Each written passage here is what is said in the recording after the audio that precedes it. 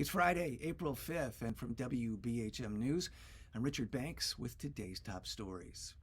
Alabama lawmakers continue efforts to resolve differences over legislation that would authorize a lottery and other types of gambling.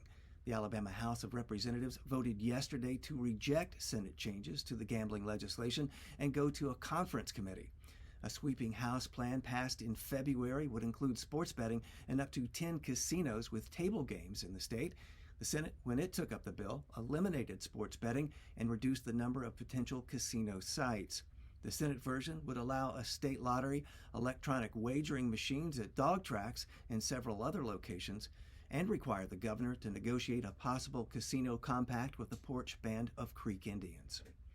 A coalition of civil rights groups sue the state of Alabama over a law criminalizing absentee ballot assistance.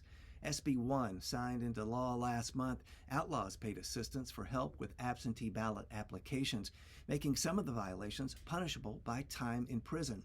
Supporters of the bill say it's part of an effort to protect the security of elections, claiming groups in the state have tried to buy votes.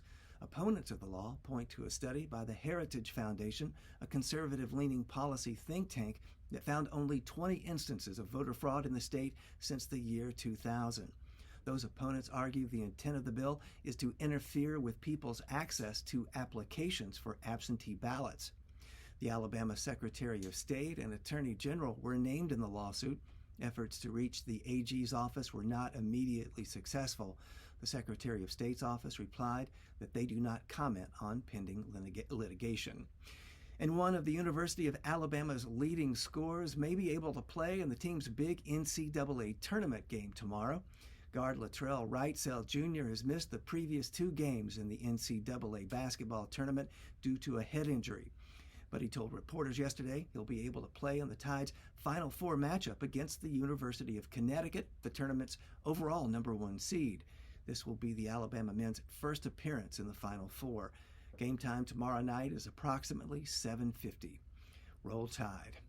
You'll find more news anytime at WBHM.org.